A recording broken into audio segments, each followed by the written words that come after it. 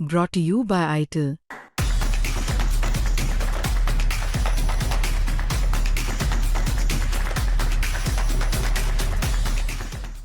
तो आदाब, नमस्कार, गुड इवनिंग, सत श्री अकाल। एक बार फिर आप तमाम लोगों का स्वागत है क्रम तक की कहानी के इस एपिसोड में। उम्मीद है पूरी फैमिली अच्छी होगी, अपना और अपनों का ख्याल रख रही होगी।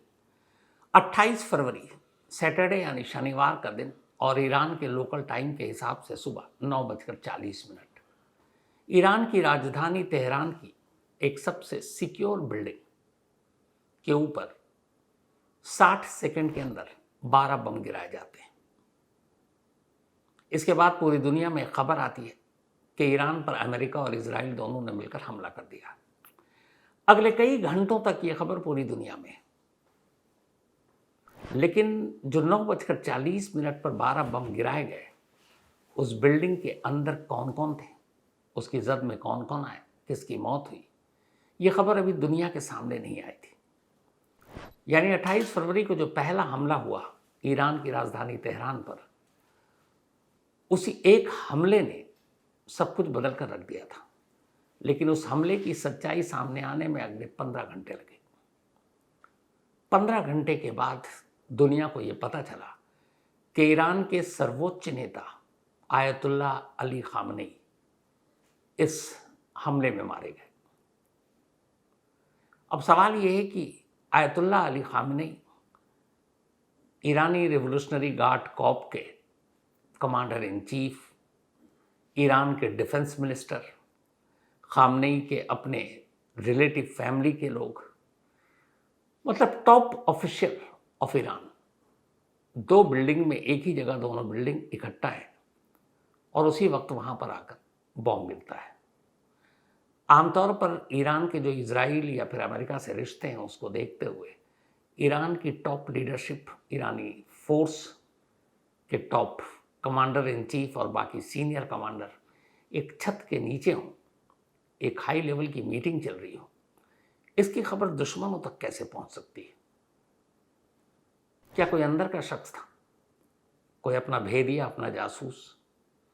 और आखिर 28 फरवरी को अचानक पहली बार इजराइल ने इतिहास में ईरान पर दिन के उजाले में यह हमला क्यों किया? क्योंकि इससे पहले हमेशा वो रात के अंधेरे में हमला करता था। और खामनेई के इस खुफिया ठिकाने की जानकारी कहाँ से मिली?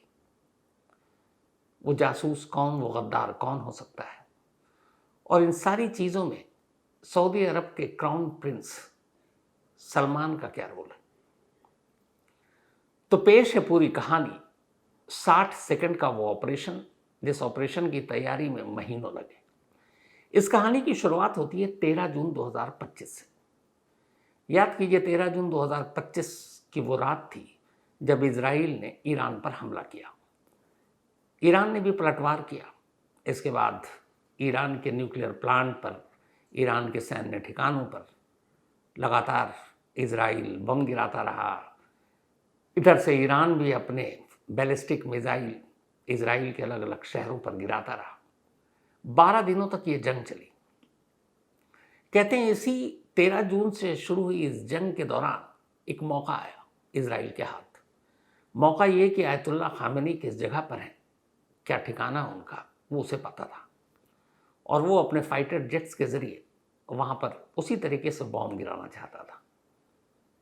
नेतन्याहू यानी कि इजराइल के प्राइम मिनिस्टर ने अमेरिका के प्रेसिडेंट डोनाल्ड ट्रंप से बात की और कहा हमारे पास टारगेट सामने है और हम मारना चाहते हैं। लेकिन तब डोनाल्ड ट्रंप के सलाहकारों ने साफ साफ ये चेतावनी दे रखी थी कि ऐसा कोई कदम मत उठाना। खामेनी को मारने का मतलब है पूरे मिडिल ईस्ट में एक हंगामा। पूरी दुनिया में जितने भी शिया हैं, उनके सबसे बड़े धार्मिक नेता आयतुल्लाह खामेनी, और उनकी मौत का असर बहुत खतरनाक होगा। तब ट्रंप ने इजराइल को इजाज़त देने से इनकार कर दिया। उसने कहा कि तुम जंग करो, लेकिन खामेनी को निशाना नहीं बनाओगे। 12 दिन की ये जंग चलती है और इसी जंग के दौरान जब ये 12 जून को शुरू हुआ, 13 जून को, 17 जून यानी जब जंग जारी थी, तो 13 जून को हमला किया इजराइल ने और 17 जून को प्रेसिडेंट सोशल मीडिया पर एक पोस्ट डालते हैं और उस पोस्ट में वो कहते हैं कि हमें पता है कि ईरान के सर्वोच्च नेता कहाँ पर हैं, उनका ठिकाना क्या है, पर हम उन्हें निकालना यानी उन्हें इस वक्त मारना नहीं चाहते। ये 17 जून 2025 का सोशल मीडिया पे डाला गया डोनाल्ड ट्रंप का ट्वीट है। ये वही ट्वीट है जो इस वक्त आपको दिखा रहे हैं। तो यानी उस वक्त उन्हें पता था कि वो कहाँ है, पर ये कहा कि हम मारना नहीं चाहते। अब उस वक्त जब ये जंग हुई थी जून में, तब ये भी था कि बहुत सारी खबरें आई कि आयतुल्लाह खामेनी ईरान छोड़कर भाग गए जान बचाने के लिए, रूस में जाकर वो शायद पनाह ले। लेकिन खामेनी को करीब से जानने वाले लोगों की माने तो वो उन लीडर में है ही नहीं जो ईरान को छोड़कर अपनी जान बचाने के लिए कहीं और शरण या पनाह ले। वो आखिरी वक्त तक ईरान में ही रहेंगे। और इन सारे खतरों के बावजूद खामेनी ने ईरान की राजधानी तेहरान नहीं छोड़ा, तेहरान में ही रहे। अब ये ट्वीट आता, उसके बाद 12 दिन के बाद एक सीज फायर हो जाता है ईरान में और इजराइल में। 12 दिन के बाद ये जंग जो जून वाली थी रुक जाती है। जंग रुकी, उसके बाद ये हुआ कि अब ईरान से बातचीत की जाए और उसको लाया जाए कि भाई आप न्यूक्लियर प्रोग्राम को अपने रोक दो। जंग रुक गई लेकिन बातचीत चल रही है। अब डोनाल्ड ट्रंप भी बातचीत में शामिल हैं, अपने उनके जो दूत हैं वो लगे हुए हैं, ईरान की तरफ से भी बातचीत हो रही है जिनेवा में। ये सिलसिला चलता रहा। फरवरी का महीना आ गया, 8 महीने बीत गए। 8 महीने के बाद भी कोई नतीजा नहीं निकला, क्योंकि ईरान डोनाल्ड ट्रंप की उन शर्तों को मानने का तैयार नहीं था। और डोनाल्ड ट्रंप सिर्फ ईरान से एक शब्द सुनना चाहते थे कि हम अपने न्यूक्लियर प्रोग्राम को अब हमेशा हमेशा के लिए बंद कर रहे हैं। और ईरान ना ऐसा कहने वाला और ना ईरान ऐसा करता, क्योंकि पड़ोसी इजराइल है और ईरान अपनी ताकत को बनाए रखने के लिए न्यूक्लियर वेपन या बैलिस्टिक मिसाइल इसके प्रोग्राम को बंद नहीं कर सकता। तो 8 महीने हो गए, बातचीत बेनतीजा। अब इसी दौरान में फरवरी में डोनाल्ड ट्रंप फिर एक सोशल मीडिया पर मैसेज देते हैं और एक बाइट देते हैं और कहते हैं कि अब सिर्फ 10 से 15 दिन है ईरान के पास। इन 10-15 दिनों में अगर ईरान ने बात मान ली, बातचीत से मसले का हल हो गया तो ठीक, वरना अंजाम बुरा होगा। अब ये कहने के बाद फिर से ईरान और अमेरिका के बीच बातचीत चल रही है। 27 फरवरी डोनाल्ड ट्रंप को धमकी दे हुए 10 से 15 दिन की जो मोहलत दी थी, 10 दिन बीत चुके हैं। 27 फरवरी की तारीख आ गई। 27 फरवरी को जिनेवा में एक मीटिंग चल रही है। इस मीटिंग में ईरान की तरफ से ईरानी ऑफिसर शामिल हैं और अमेरिका की तरफ से 2 खास लोग हैं। एक जो मिडिल ईस्ट के दूत हैं अमेरिका के, वो इस बातचीत में हैं, जिनका नाम है स्टीव विटकॉफ। और दूसरे डोनाल्ड ट्रंप के अपने सन इन लॉ, दामाद जेड कुशनर। जेड कुशनर और विटकॉफ ये अमेरिका की तरफ से बातचीत कर रहे हैं और ईरान की तरफ से ईरानी टॉप ऑफिशियल जिनेवा में बैठे हुए हैं एक थर्ड कंट्री में। और इसी बात पे कि आप अपने न्यूक्लियर प्रोग्राम को रोको, बाकी चीज़ें बातचीत होगी, फिर जंग नहीं होगी, इजराइल हमला नहीं करेगा। और इस बातचीत की जो मध्यस्थता कर रहे थे बीच में, वो थे ओमान के फॉरेन मिनिस्टर बद्र अल बुसैदी। ओमान अमेरिका और ईरान के बीच बातचीत के टेबल को एक तरह से सजाया और इन दोनों को एक मेज पर लाया। मॉर्निंग में 27 फरवरी को बातचीत शुरू हुई अमेरिका और ईरान के बीच। पहले राउंड की बातचीत बहुत सक्सेसफुल नहीं रही। बातचीत में ये दोनों जो वुडकॉफ हैं और कुशनर हैं, ये डोनाल्ड ट्रंप को लगातार ट्रंप को पल पल की जानकारी दे रहे हैं। पर ट्रंप एक ही चीज़ सुनना चाहते थे कि ईरान ये कह दे कि ठीक है, हम न्यूक्लियर वेपन प्रोग्राम को अपने बंद कर रहे हैं, पर ऐसा सुनने को मिला नहीं। पहले राउंड की बातचीत खत्म हो गई बेनतीजा। तो फिर जो बद्र अल बुसैदी हैं ओमान के फॉरेन मिनिस्टर, उन्होंने कहा ठीक है, हम बात को आगे बढ़ाते हैं, अब एक काम करते हैं, थोड़ा सा ब्रेक लेते हैं और शाम को सेकेंड राउंड की बातचीत करेंगे। अब ये मैसेज वॉशिंगटन ट्रंप तक पहुंचता है। ट्रंप कहते नहीं, ये सब बातचीत करने का कोई मतलब नहीं है, ईरान मानेगा नहीं और ख़ासतौर पर खामेनी झुकेंगे नहीं। शाम को जैसे ये मैसेज मिला ट्रंप का, तो उनके जो दूत हैं दोनों, उनके दामाद और विटकॉफ अमेरिका के मिडिल ईस्ट के दूत, ये दोनों जिनेवा से वापस अमेरिका पहुंच जाते हैं। इधर ओमान के फॉरेन मिनिस्टर को अब एहसास हो चुका है कि बात बेनतीजा है, दोनों लौट गए हैं और अब अमेरिका कुछ करेगा। ट्रंप उधर धमकी दे चुके हैं 10 से 15 दिन वाली, वो मियाद खत्म हो गई मोहलत, तो कहीं ईरान पर हमला न कर दें। इसीलिए ओमान के फॉरेन मिनिस्टर जेनेवा से वापस अपने देश लौटने की बजाय सीधे वॉशिंगटन पहुंच जाते हैं उसी दिन 27 फरवरी को। वहां जाकर वो वाइस प्रेसिडेंट जेडी वेंस से मिलते हैं और उनसे कहते हैं कि अभी भी बातचीत का दरवाज़ा बंद नहीं है और ठीक ठाक सेकंड राउंड में बात होनी थी, उम्मीद थी, लेकिन बीच में रुक गई, आपके दूत वापस आ गए, तो आप प्रेसिडेंट से बात कीजिए। तब तक डोनाल्ड ट्रंप वीकेंड शुरू हो चुका था। वो अपना वीकेंड मनाने के लिए वहाँ से निकले और टेक्सास चले गए और टेक्सास से फ्लोरिडा और वाशिंगटन में वाइस प्रेसिडेंट है। वाइस प्रेसिडेंट शाम को देर शाम अमेरिकी सांसदों से मिलते हैं और कहते हैं कि बातचीत नाकाम है और अब अमेरिका कभी भी ईरान पर हमला कर सकता है। सांसदों को बताने के बाद अमेरिकी वाइस प्रेसिडेंट की यह तय था कि अब अगले 24-48 घंटे में अमेरिका ईरान पर हमला करेगा और यह हमला रात को होना था। लेकिन इसी बीच ये होता है कि 27 फरवरी की रात को ही अमेरिकी खुफिया एजेंसी CIA अपने आकाओं को अमेरिका में एक खबर देती है। खबर ये कि ईरान की राजधानी तेहरान की एक ख़ास बिल्डिंग में, जो अक्सर खामेनी अपने ऑफिस के तौर पर इस्तेमाल करते हैं, वहाँ 28 फरवरी की सुबह करीब 9 से 9:30 के दरमियान एक हाई लेवल मीटिंग होनी है और इस मीटिंग में खामेनी के अलावा ईरान के top officials, top leadership, Islamic revolutionary guard corps के कमांडर इन चीफ और बड़े कमांडर, ये सब एक छत के नीचे होंगे।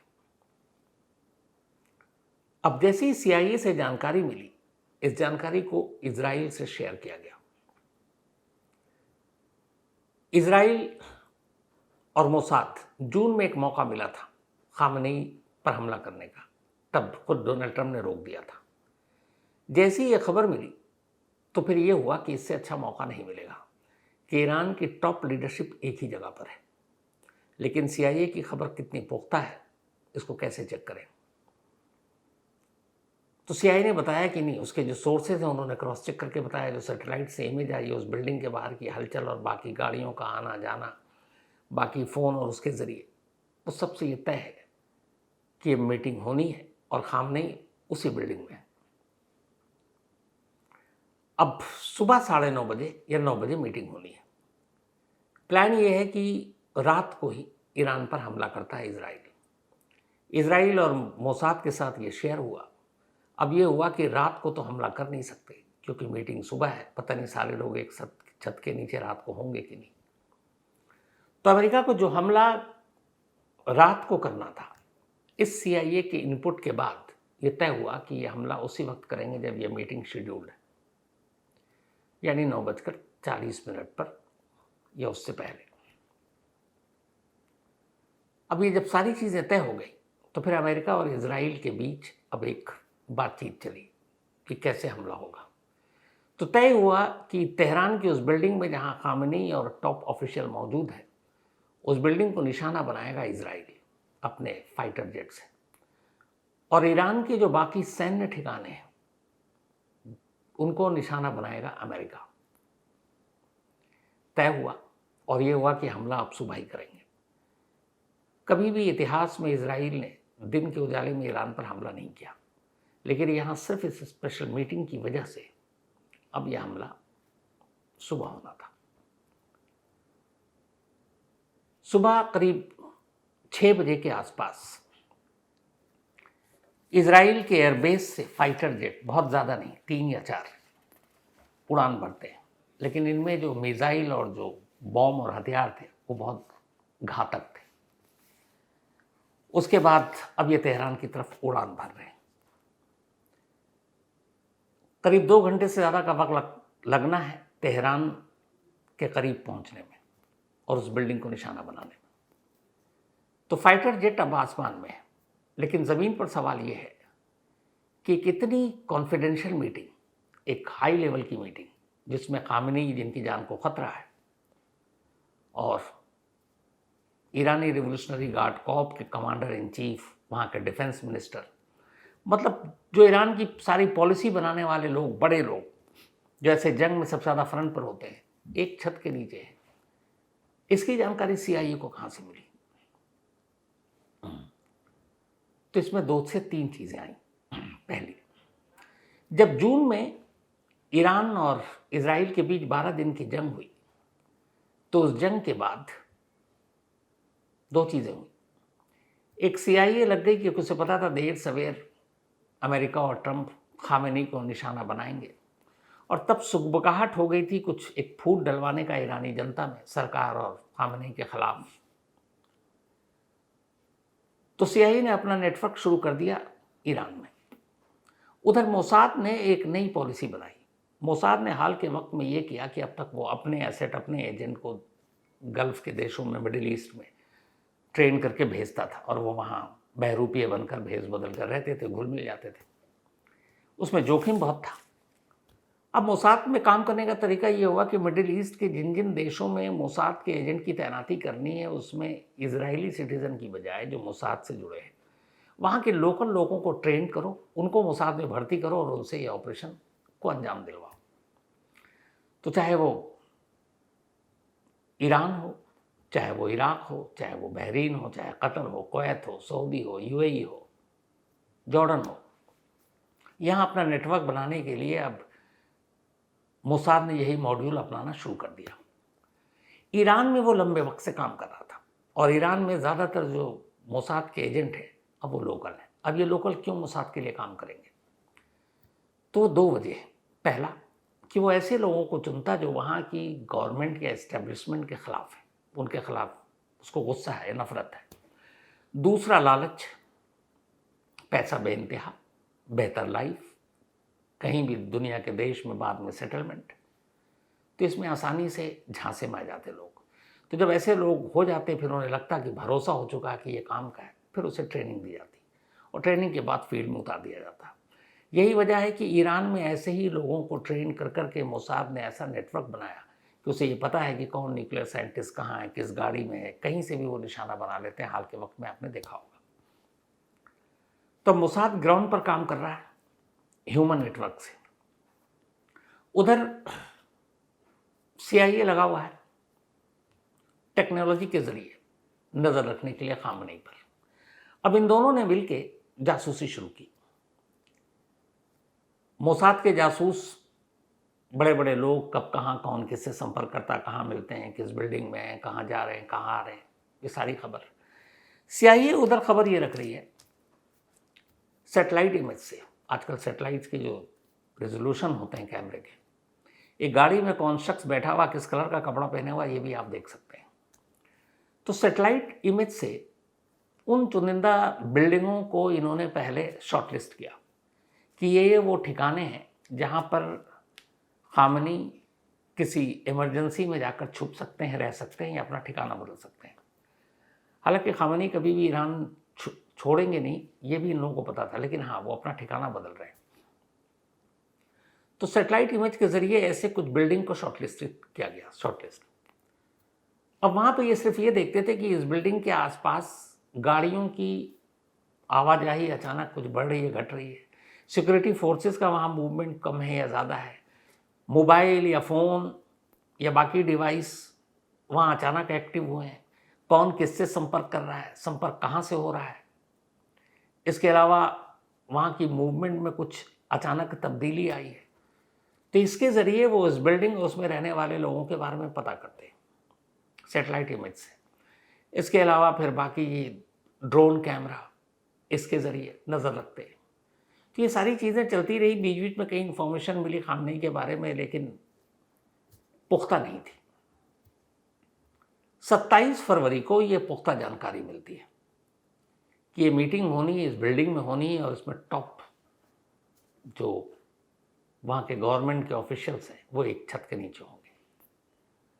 तो इसको जब क्रॉस चेक किया गया, और फिर जो ज़मीन पर मोसाद के जासूस हैं उन्होंने भी क्रॉस चेक किया, तो फिर ये हो गया कि यही मौका है। और इसी के बाद सुबह 6 बजे 27 फरवरी को बल्कि 28 फरवरी को इजराइल के एयरबेस से कुछ फाइटर जेट उड़ान भरते हैं और 9:40 पर ये तेहरान के करीब पहुंचते हैं। अब तेहरान की आसमान में उस बिल्डिंग के ऊपर से फाइटर जेट उड़कर जाएगा तो उसे मार गिराएंगे, पर इन्हें पता था कि कहाँ से कितनी दूरी से हम मिसाइल छोड़ सकते हैं। तो तेहरान से करीब 9:40 पर इसी इजरायली फाइटर जेट ने एक के बाद एक 12 बम गिराए उस बिल्डिंग में, जिसके बारे में ये पुख्ता जानकारी थी कि यहाँ खामनी और बाकी लोगों की मीटिंग होने वाली है। जिस जगह ये बिल्डिंग थी वो पास में 2 बिल्डिंग थी। एक बिल्डिंग में जब ये बॉम्ब गिरा तब ईरानी रिवोल्यूशनरी गार्ड कॉप के तमाम टॉप कमांडेंट और कमांडर और चीफ थे, और उसके बराबर वाली बिल्डिंग में खामनी थे और उनकी फैमिली के कुछ लोग थे, बेटी, बहू, नाती, पोते। जब ये 12 बम गिरा, अच्छा खामनी के कुछ ठिकाने ऐसे थे जो ज़मीन के अंदर लिफ्ट से आप 5 मंजिल नीचे जा सकते हैं, इतनी गहराई में बंकर नुमा था। लेकिन जो मिसाइल गिराए गए वो ये थे कि 200 मीटर अंदर तक ज़मीन के जाकर ये मार कर सकता है, तो इसलिए गहराई किसी काम नहीं आ सकता था। तो दोनों बिल्डिंग पर लगातार, क्योंकि इस पूरे बिल्डिंग कैंपस को ही इन्होंने पहले से टारगेट कर रखा था, 12 बम गिराए। उस मिसाइल को निशाना लेने में और बॉम्ब गिराने में कुल 60 सेकंड लगे, 60 सेकंड्स, 1 मिनट। 1 मिनट के बाद तय टारगेट पर जब ये बॉम्ब गिरा दिया गया, इजरायली फाइटर जेट वापस रुख मोड़ते हैं इजरायली अपने बेस की तरफ, वो चले जाते हैं। अब इस ऑपरेशन की जानकारी उधर नेतन्याहू, डोनाल्ड ट्रंप सबको दे दी गई है। इसके बाद पूरी दुनिया में एक खबर आती है कि इजराइल और अमेरिका ने ईरान पर हमला कर दिया, लेकिन अब तक किसी को नहीं पता कि इस पहले हमले में असल में टारगेट कौन था। ईरान के सबसे बड़े supreme leader Ayatollah Ali Khamenei. लेकिन इजराइल और अमेरिका जानता था, बट वो भी थोड़े से कंफ्यूज थे कि क्या CIA की जानकारी पुख्ता थी, क्या वाकई उस वक्त इस बिल्डिंग में ये लोग थे। बाकी सारे जासूसों से सारी जानकारी तो मिल गई, लेकिन ये यकीन कैसे करें कि इस हमले में खामनेई मारे गए। तो उन्होंने भी इंतज़ार किया, इंतज़ार इस बात का कि ऐसा सबूत मिले जिसके बाद दुनिया को बताया जाए। तब तक खबर सिर्फ यही थी कि ईरान में हमला हुआ अमेरिका और इजराइल ने। इसके बाद अगले 10 घंटे से ज़्यादा बीत जाते हैं। इस दौरान अचानक फिर उसके बाद डोनाल्ड ट्रंप सोशल मीडिया पर एक पोस्ट करते हैं जिसमें ऐलान करते हैं खामनेई की मौत का। लेकिन ईरान की सरकारी मीडिया और वहाँ की नेशनल मीडिया और बाकी तब भी इसे एक अफवाह बता रहे थे। ट्रंप के इस दावे के बावजूद कई घंटे तक कोई यकीन नहीं कर रहा था, फिर यकीन किया। उसकी वजह थी, जब ये हमला हुआ, हमले के बाद ये तय किया गया कि जब तक उस बिल्डिंग में जो लोग मारे गए उनमें से एक लाश को ढूंढना है और उस लाश की शिनाख्त करनी है कि क्या वो खामनेई हैं या नहीं। कुछ देर के बाद वो तस्वीर आ गई उस एक लाश की। वो तस्वीर नेतन्याहू ने देखी, वो तस्वीर डोनाल्ड ट्रंप ने देखी, और उस तस्वीर को देखने के बाद ये कंफर्म हो गया कि CIA की जानकारी सही थी, उस बिल्डिंग में खामनेई थे और खामनेई की इस हवाई हमले में मौत हो गई। उसी के बाद ट्रंप ने वो सोशल मीडिया पर पोस्ट डाला और फिर कुछ घंटों के बाद खुद ईरानी मीडिया ने भी माना और ईरानी मीडिया में ऐलान किया गया कि उनके रहनुमा सुप्रीम लीडर आयतुल्लाह खामेनी मारे गए, और उसके बाद 40 दिन का वहाँ शोक, 7 दिन की छुट्टी का ऐलान किया गया। तो ये महीनों की जासूसी और 60 सेकंड का ऑपरेशन। लेकिन सवाल सबसे बड़ा ये कि आखिर खामनेई के इस खुफिया ठिकाने की जानकारी कहाँ से मिली। इस ऑपरेशन से पहले अमेरिका, जो खुद खामनेई को मारने के खिलाफ था, क्यों तैयार हुआ? जून में नेतन्याहू के कहने के बावजूद क्यों मना किया? तो इसके पीछे की भी कहानी आई है। जब ये जिनेवा में बातचीत चल रही थी, उससे पहले भी बातचीत चल रही थी, तब 2 चीज़ें हुई। एक, इजराइल बार बार अमेरिका को ये बताने की कोशिश कर रहा था कि ईरान जून के हमले के बाद फिर से अपने न्यूक्लियर प्रोग्राम को तेज़ी से बना रहा है। हो सकता है वो न्यूक्लियर बॉम्ब बना ले, बैलिस्टिक मिसाइल पे भी काम कर रहा है। तब ट्रंप को उनके सलाहकारों ने कहा था कि इजराइल बहुत बढ़ा चढ़ा कर बता रहा है, एक तरह से जैसे हम कहते हैं ना, आग लगाने का काम कर रहा था कि आप कुछ कर दो, तो आप होशियार रहिएगा, सिर्फ नेतन्याहू की बात पर मत जाइएगा। इसी बीच दूसरी चीज़ हुई, जो क्राउन प्रिंस हैं सऊदी अरब के सलमान, उन्होंने लगातार जब ये जिनेवा में बातचीत चल रही जिसमें ओमान के विदेश मंत्री भी शामिल हैं, तो फरवरी के तीसरे हफ्ते में लगातार डोनाल्ड ट्रंप को फ़ोन कर रहे हैं और फ़ोन करके कह रहे हैं कि ईरान फिर से वो सारी चीज़ें कर रहा है, न्यूक्लियर प्रोग्राम पे काम कर रहा है, और अगर ईरान पर अभी एक्शन नहीं लिया गया तो आने वाले टाइम में वो पूरे मिडिल ईस्ट के लिए ख़तरा बन जाएगा, तो आप कुछ कीजिए। ये क्राउन प्रिंस सऊदी अरब के सलमान के बारे में है, जो डोनाल्ड ट्रंप को लगातार फ़ोन कर रहे थे। अब सऊदी अरब का क्राउन प्रिंस अगर फ़ोन कर रहे हैं, डोनाल्ड ट्रंप उधर से नेतन्याहू बढ़ा चढ़ा कर बता रहे हो, और ट्रंप के बारे में आपको तो खैर पता ही है कि ना सुनने की आदत है नहीं। तो इन्हीं सारी चीज़ों के बाद ये 28 तारीख को हमला हुआ। लेकिन फिर वही सवाल कि वो मुखबिर कौन था, वो जासूस कौन था जिसने खामनेई की सबसे इम्पोर्टेंट मीटिंग, आम जो रूटीन उनकी लाइफ है उसके बारे में भी उनके ख़ास इर्द गिर्द कुछ लोगों के अलावा कहते हैं कि ईरान के प्रेसिडेंट और प्राइम मिनिस्टर को भी नहीं पता होता है कि उनका मूवमेंट क्या है। ऐसी हाई प्रोफाइल मीटिंग, इतनी खुफिया मीटिंग, इसकी जानकारी कैसे सीआईए तक पहुंची? तो जो खबर आ रही है वो यही है कि जो खामेनी के क्लोज एड थे, जिनके बीच वो रहते थे, जिन पर सबसे ज़्यादा भरोसा करते थे, उन्हीं में से कोई एक गद्दार था। वो गद्दार जो या तो सीआईए का एजेंट बनकर या मोसाद का एजेंट बनकर उनके करीब गया, उनके नेटवर्क तक गया, और उसी ने इस इम्पोर्टेंट मीटिंग की जानकारी दी, जिसके बाद यह हमला हुआ। शायद जो एक्सपर्ट हैं वो ये भी कह रहे हैं कि अगर खामनेई की ये मीटिंग वैसे नहीं होती, इसमें टॉप लीडरशिप नहीं होता, क्योंकि 40 लोग, 40 बड़े हाई प्रोफाइल लोग मारे गए इस बिल्डिंग में, तो हो सकता है कि शायद इस बिल्डिंग पर खामनेई को सिर्फ मारने के लिए अमेरिका इजाज़त नहीं देता नेतन्याहू को। लेकिन ट्रंप को भी लगा कि इतने बड़े बड़े सारे लोग एक छत के नीचे, पूरी लीडरशिप ख़त्म हो जाएगी। फिर वही है कि ईरानी जनता को कहेंगे जाओ और अपनी कठपुतली सरकार जैसे इराक में या बाकी जगह पे, वेनेजुएला में बना रखा है, वैसे यहाँ भी बना देंगे, या जैसे सीरिया वीरिया में। तो यही किया। जब से ट्रंप आए हैं, दुनिया के अलग वेनेजुएला से लेकर बाकी 7 देशों पर ऐसे हमला और ये सब करा चुके हैं। लेकिन इजराइल का ये पहला है जब किसी देश के राष्ट्र अध्यक्ष का कत्ल किया है। अब सवाल यह है कि खामेनी की मौत के बाद क्या ईरान में तख्ता पलट आसान है? बिल्कुल नहीं। जो एक्सपर्ट उनका कहना है कि खामेनी ही थे जिन्होंने ईरान की सबसे most powerful Iraqi revolutionary guard corps को जन्म दिया। 2.25 लाख इसके वो हैं जो उनके इशारे पर काम करते थे।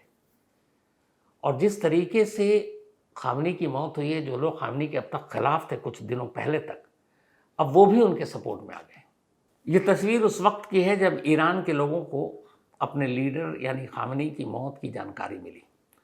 तेहरान में लोगों का सैलाब सड़कों पर आ गया था। अभी 1-2 महीने तक यही ईरान में से बहुत सारे लोग वहाँ की करेंसी जिसकी हालत ख़राब हो रही थी, महंगाई को लेकर ईरान की सरकार और खामनेई के ख़िलाफ़ थे। लेकिन जिस तरीके से खामनेई की मौत हुई और निशाना बनाया गया, ईरान के लोग एकजुट हो गए और इन लोगों की अब एक ही मांग है, बदला। खामनेई की मौत के बाद ईरान में तख्ता पलट होगा, नई सरकार आएगी, कठपुतली सरकार आएगी, इतना आसान नहीं है जो इराक में हुआ, क्योंकि ईरान एक अलग देश है। हाँ, इस हादसे के बाद मिडिल ईस्ट और बाकी के देशों पे इसका भी लंबे वक्त तक असर रहेगा, और ये खुद एक्सपर्ट भी मान रहे हैं। तो देखना यह है कि क्या होता है आने वाले दिनों में। आज भी ये भी लगातार हमले हो रहे हैं चारों तरफ से इज़राइल और उधर अमेरिका है ही, इधर ईरान भी लगातार पलटवार किया हुआ है। आप मिडिल ईस्ट में देखें, यूएई, अबू धाबी, दुबई को ख़ास निशाना बनाया गया। यहाँ तक कि कतर में कई अमेरिकी जो फाइटर जेट हैं उनको गिराने की बात की जा रही है। तो अभी ये रुकने वाला है नहीं, और कब फिर बातचीत शुरू होती ये भी पता नहीं।